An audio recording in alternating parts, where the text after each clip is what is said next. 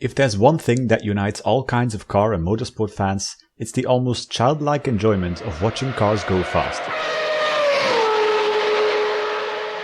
It's that simple.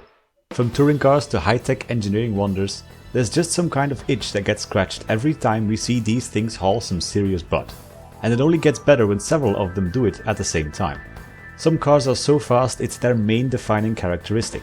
It doesn't matter if it was competitive or not, because what they're remembered for is how big the number was on the speedometer. The fastest car ever down the Mulsanne straight, the WM-P88, spent hours in the pits during the race, was unreliable and practically melted its engine after only 59 laps. It was never going to win the race, nor was it supposed to, but because it went 407 km an hour, it is now a Le Mans legend. The Circuit de la Sarthe was one of the few racetracks in the world where you could get a car close to its theoretical absolute top speed. Sure, you could take it to the Bonneville Salt Flats and go even faster, but speed records are a lot more impressive when they're set on a closed course. A few of these temples of speed are the Monza circuit in Italy, Le Mans in France, and the Avesring and Hockenheim in Germany.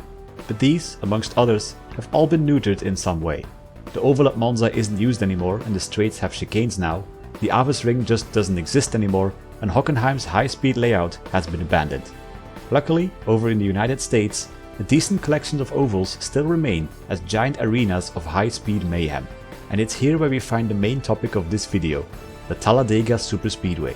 NASCAR's fastest racetrack has seen some incredible speeds recorded by the nation's favorite form of racing, but in two separate moments in time, the Superspeedway saw two very different types of race cars put on an impressive show of force. They may share almost nothing in terms of looks, but these two monsters were part of German Audi and Porsche's Talladega Blitzkrieg. We begin, ironically, with the end of the Can-Am racing series in 1974. An explosive rise in power, speed and crucially cost had ended the once mighty racing series that featured some of, if not the fastest race cars of its era. High triple-digit horsepower numbers turned into 4-digit horsepower numbers thanks to the introduction of Porsche's maniacal turbocharged machinery. The ultimate form of Porsche's assault on the series was the 91730, aka the Turbo Panzer, introduced in 1973. Its presence wasn't the sole thing that ended the Can-Am series, but it did have an effect.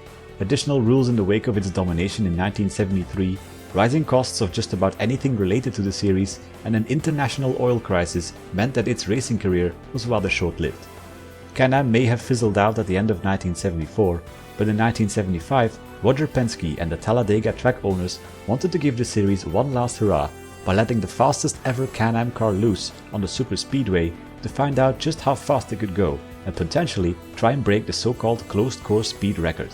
That was set a year prior by AJ Foyt in his Coyote Ford IndyCar. His average speed was 217.854 miles an hour or 350.53 kilometers an hour. Unlike the IndyCar, the Porsche wasn't exactly made to go flat out for a prolonged amount of time around an oval. This became painfully obvious when the Penske crew took the car on a test run on the Daytona Oval where the engine overheated. It was already a different engine compared to the one used in Can-Am, with it being 5 liters instead of the race-spec 5.4 liter engine. So more work was needed to make sure it would last for a full speed run. The bodywork was slightly altered too. Wheel covers were mounted for better aerodynamics and the giant rear wing was set as flat as it could go. Together with the beefed up suspension, the Turbo Panzer was now in high speed spec. The man in charge of propelling the car to speeds unknown was the one who was the most used to driving it, as he won the Can-Am championship with it, Mark Donohue. His engineering prowess is partly what made the 91730 such a force to be reckoned with. Porsche gets a lot of credit for the creation of the car, but without Penske's world-class team and Mark Donohue's role as primary test driver, development driver and racer, Porsche's American racing story just wouldn't have been the same.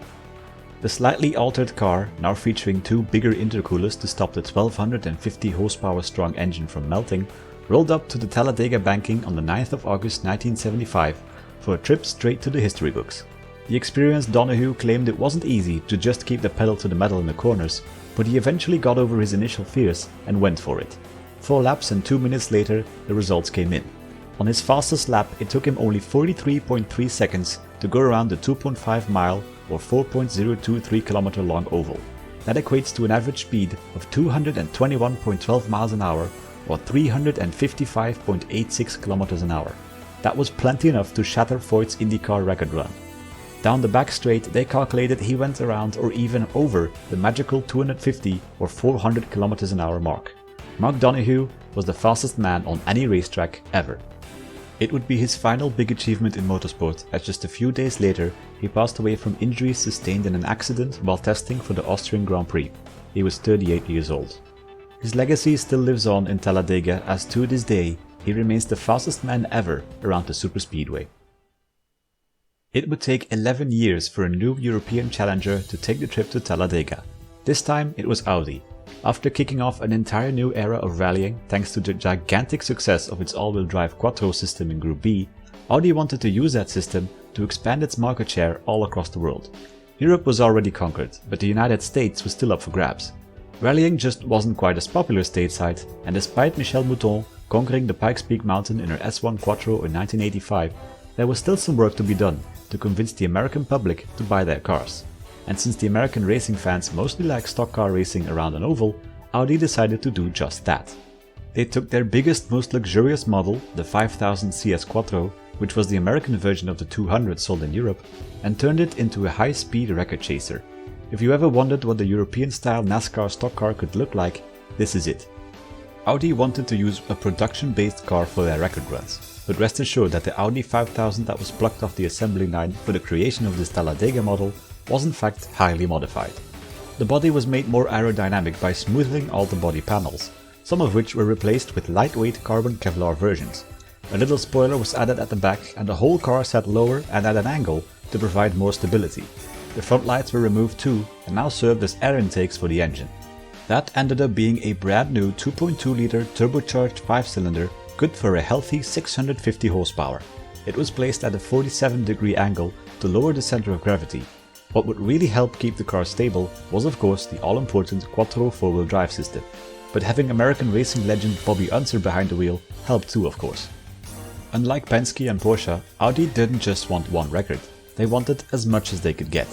The overall closed course speed record was of course way out of reach, but that doesn't mean other records weren't up for grabs, the fastest closed course record for 4-wheel drive vehicles being the most obvious.